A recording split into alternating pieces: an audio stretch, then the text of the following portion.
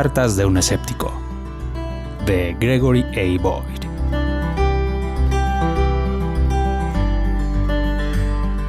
Parte 1. Preguntas sobre Dios.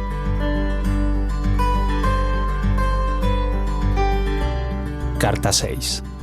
¿Por qué Dios creó a Satanás?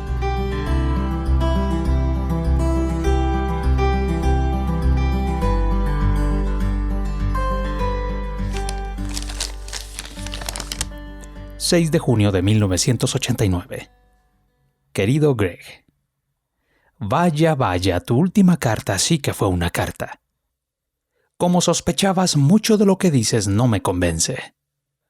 Podría, supongo, aceptar tus especulaciones sobre las limitaciones de la creación, pero eso que dices del diablo y los demonios me parece tirado de los pelos. Incluso aceptaría que este mundo parece más un campo de batalla que una obra de arte salida de la mano de un Dios que es todo amor. Por eso, si alguien que va a creer en un Dios así, creo que también tendría que creer en algo como este conflicto cósmico del que hablas. Pero para mí esto es una indicación más de que tu visión de Dios está completamente errada. En cualquier caso, tengo algunas otras preguntas relacionadas con esto que me gustaría planteártelas si es que todavía no te cansas de mí. Primero me pregunto, ¿cómo un graduado de Princeton y Yale como tú puede creer en ángeles y demonios? La idea de que hay criaturas invisibles que pueden hacer el bien y el mal en el mundo, francamente se me parece a la guerra de las galaxias o a una superstición del medievo. Otra pregunta que tengo es esta. ¿Por qué Dios tuvo que crear a Satanás? Tú probablemente digas que Satanás tenía libre albedrío para decidir ser malo. Pero si fue creado tan hermoso, ¿cómo pudo hacer una decisión tan contraria a lo que era? Las personas malas hacen malas decisiones, que es lo que las hace malas. Y las personas buenas hacen buenas decisiones, que es lo que las hace buenas. Entonces, si Satanás era bueno, ¿cómo pudo hacer una decisión tan mala y ahora supuestamente hacer tanto mal? Ahora que pienso en el asunto, veo que el mismo punto se aplica a los humanos. ¿Cómo pudieron todas las personas creadas por Dios que originalmente eran buenas llegar a ser tan malas? Tú tratas de justificar a Dios en cuanto a los desastres naturales, señalando la falta de amor y cuidado de los humanos, y estoy de acuerdo con esto. Pero ahora me pregunto si la excusa es realmente válida. Después de todo, Él nos creó, ¿no es así? Él nos dio la naturaleza que tenemos. Entonces, ¿no es Él el culpable de todo? Una última cosa viene a mi mente. En la Iglesia Católica me enseñaron que el cielo es un lugar permanente.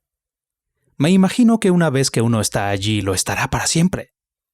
Satanás se dice que estaba en el cielo, ¿verdad? Pero cayó. Te pregunto, ¿crees que una vez que esté en el cielo, la gente puede escoger el mal? Y si no, ¿por qué Dios no nos creó de una vez en el cielo, evitándonos el dolor de una vida terrenal? Me sigo preguntando por qué Dios tiene que correr tantos riesgos. Pareciera que cada pregunta nos lleva a 10 más. ¿Crees que estamos llegando a alguna parte con esto, Greg? A mí me parece que no. Durante décadas mi cerebro no había trabajado en estas cosas. Y me gusta. Sin embargo, me pregunto si no terminarás cansándote.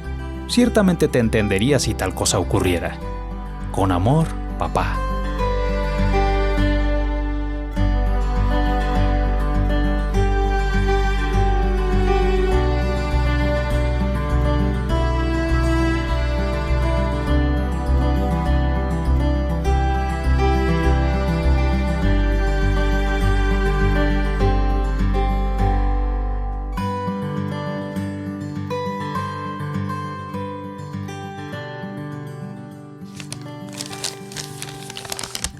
...18 de junio de 1989. Querido papá. No piense ni por un momento que sus preguntas me aburren. Al contrario, las aprecio. Aun si fracasara en mi interno intento de hacer de usted un predicador, seguiría creyendo que nuestro diálogo está resultando más valioso que cualquier tiempo y esfuerzo que pongamos en él. No importa. Sé que tarde o temprano usted va a terminar creyendo, ya lo verá. Vamos ahora a sus preguntas. Primero puedo entender que este asunto del conflicto cósmico le suene a guerra de las galaxias. Yo pensaba lo mismo. Ahora, sin embargo, tiene mucho sentido para mí. ¿Qué tiene de inverosímil la idea de que existen seres espirituales? ¿Por qué la idea de que existen seres personales no físicos tiene que ser más difícil de aceptar que la noción de que existen seres físicos personales? Si existen seres con conciencia como nosotros, un hecho notable en sí mismo, ¿por qué no admitir la posibilidad de la existencia de otro tipo de seres personales? Me parece que lo que le da todo ese sentido de ciencia ficción son los visibles dibujos de ángeles y demonios que vemos por todos lados. Pero de lo que estoy hablando no tiene nada que ver con esos personajes de tiras cómicas. ¿No es cierto que mientras más conocemos del universo, más extraño nos parece? La física del quantum tiene que ver con casi enteramente una esfera del universo, la esfera subatómica, que es casi por completa invisible. No solo no se puede ver, sino que aún nos es difícil conceptuar cómo será un fotón, un neutrón, un cuásar, etc. Solo mediante ecuaciones matemáticas podemos formular su comportamiento. Lo cierto es que la mayor parte de la realidad no la podemos ver. Siempre me conmueve pensar que ahora mismo hay ondas de radio con voces y música que pasan a través de mi cuerpo, pero no podré darme cuenta a menos que encienda un radio. Por todo esto, la noción que hay seres que no podemos ver no me parece tan descabellada. Ni tampoco me parece extraño que tales seres puedan ser buenos o malos.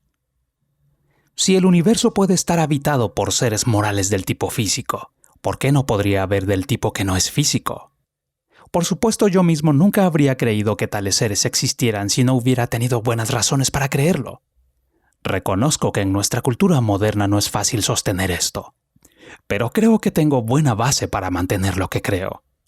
El fundamento sobre el cual se levanta mi creencia de que Jesús es el Hijo de Dios y que la Biblia es la palabra de Dios es firme. En algún momento entraremos a considerar estas razones. Si estas dos fuentes de autoridad describen a un mundo influenciado por fuerzas espirituales, mi base para creer en esas autoridades también constituye base para creer en la existencia de fuerzas espirituales. Pero nos interesa a usted y a mí que me refiera a las preguntas legítimas que me ha planteado sobre estas creencias, aún antes que consideremos la base para creer en las autoridades que dan base a ellas. De modo que aquí vamos. Usted tiene una serie de muy buenas preguntas que están muy relacionadas entre sí, así que voy a tratar de considerarlas todas a la vez. El asunto central, me parece, es cómo una creación buena puede decidirse a hacer lo malo. Esto se advierte en el fondo de su pregunta sobre la caída de Satanás y sobre la tendencia de los seres humanos a pecar. También está presente en su pregunta sobre el cielo. En el cielo, probablemente, los habitantes serán perfectamente buenos y por lo tanto nunca caerán. Entonces, ¿por qué Dios no nos creó en este estado? Sobre esto yo creo lo siguiente. Como escribí en una carta anterior, el amor requiere de libertad. Esto debe escogerse. Y a mayor posibilidad de amar, mayor posibilidad de hacer lo malo. Creo que estamos de acuerdo en esto. Pero no creo que esto explique que el amor debe ser siempre algo sutil.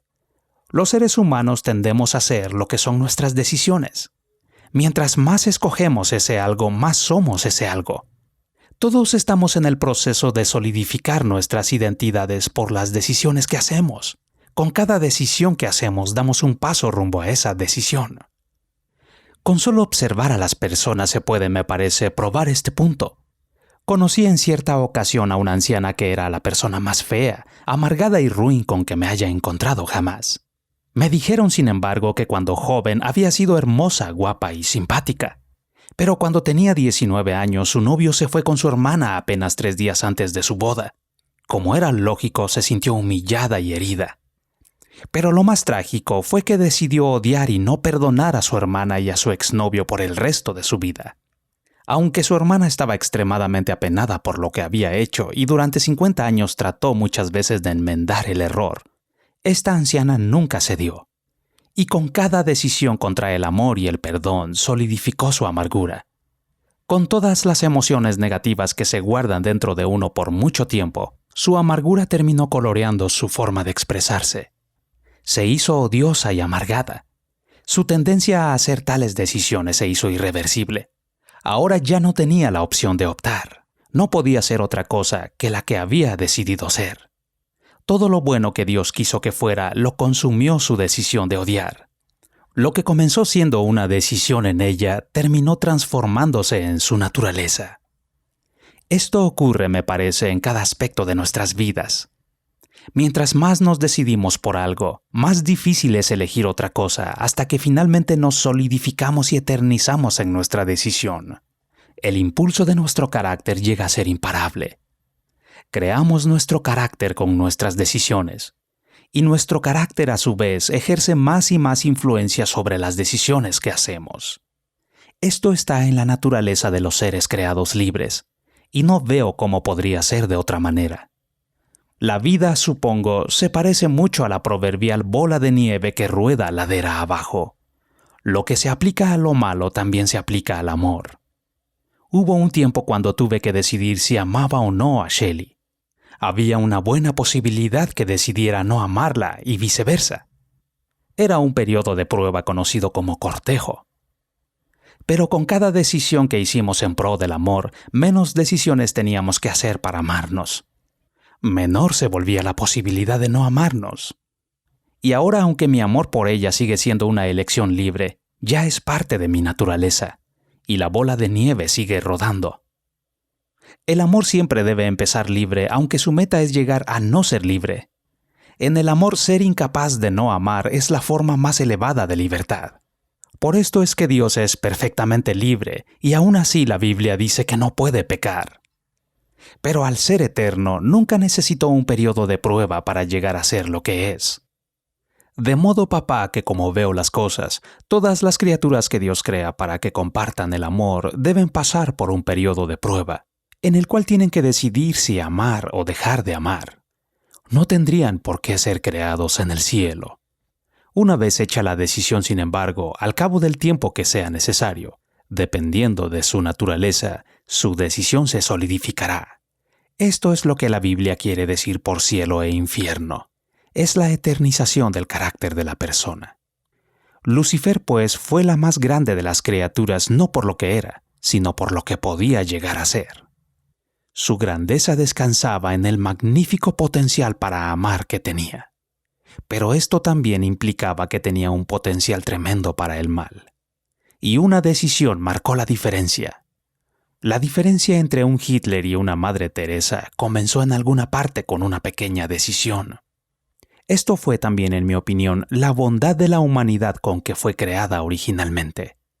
De esto habla el relato bíblico sobre Adán y Eva. Tuvimos y tenemos el potencial de ser seres de un amor increíble. Pero eso significa que tuvimos y tenemos el potencial de ser seres de destrucción increíble. Y nosotros, en muchos sentidos, nos hacemos o lo uno o lo otro. Permítame terminar con esto, papá. El efecto de bola de nieve que es verdad en el caso de las vidas individuales, es también verdad en la vida de sociedades y de la humanidad en general. Lo que puede ser claramente visto con nuestros ojos físicos y que la Biblia claramente enseña, es que la humanidad va rodando cerro abajo y en la dirección equivocada. Usted me preguntó cómo la humanidad entera podía estar tan echada a perder. Y aquí está el porqué. El mal tiende a propagar el mal individual y colectivamente. Y esto es parte de lo que la teología cristiana llama pecado original. El mensaje de la Biblia, papá, es que todos nosotros individual y colectivamente hemos ido demasiado cuesta abajo para hacer por nosotros mismos lo que Dios deseaba que fuéramos. No podemos por nuestras propias capacidades ponernos a cuentas con Dios, los unos con los otros e incluso con nosotros mismos. Necesitamos un nuevo comienzo, una nueva creación, un pizarrón limpio. Y esto, según el Evangelio, es lo que Dios nos ha dado en Cristo Jesús. Él se hizo un hombre, vivió su vida y murió en la cruz para lograr una reconciliación perfecta con Dios y darnos una nueva vida, la vida de Dios. Y esa vida está al alcance de todo el que esté dispuesto a creer. La única forma de llegar a ser la persona llena de vida, gozo y paz para la cual Dios nos creó, y la única forma de eternalizar este estado es recibiéndolo como un don. Y este don se obtiene cuando establecemos una relación personal con Cristo. Nunca me canso de dialogar con usted sobre la fe, papá, porque quiero verlo entrar en esta relación y así alcanzar también esta nueva vida. Le ama siempre, Greg.